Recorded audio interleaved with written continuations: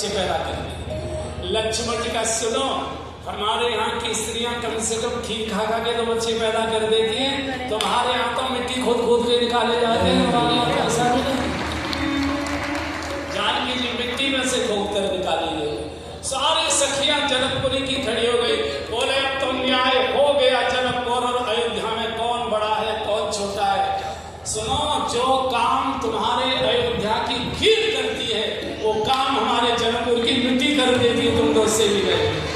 ऐसे सुंदर सुंदर चर्चा, लेकिन सबको ऐसा लग रहा कि बरात विदान हो जाए, इस मंगल महोत्सव का समापन न हो, लेकिन जो प्रारंभ हुआ है उसका समापन भी होता है। विदाई का संकेत हो गया। दशरथ जी को पैर पकड़ पकड़ के जनक जी बार बार रोक लेते हैं, लेकिन आज महाराज का राजन बहुत आनंद हुआ आपके यहाँ, लेकिन पूरी अयोध्या प्रतीक्षारत है। अब अनुमति दीजिए। मौन अनुमति हुई। बाजे वालों ने अपने करुणा के स्वर बजाना शुरू कर दिया। चारों बेटियों को दुल्हन के रूप में सजाया गया, पालकियां तैयार कर ली गई। सुनैना जी को सखियां लेकर आ रही सीता जी के भवन में, और बेटी को दुल्हन के वेश में देखा है। माँ का हृदय भर गया, बिटिया को छाती से लगाया, बहुत रोग सुनैना।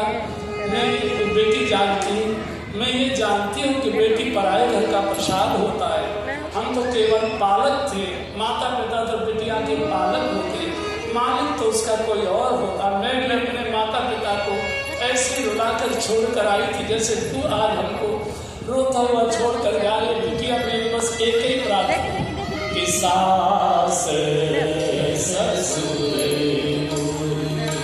सेवा करे हो। सब गाई आपने सबने अपनी बेटियां विदा की हो, याद करो वो दृश्य। सेवा करे हो पति हो कड़की यसो अनुसरे हो पति हो कड़की यसो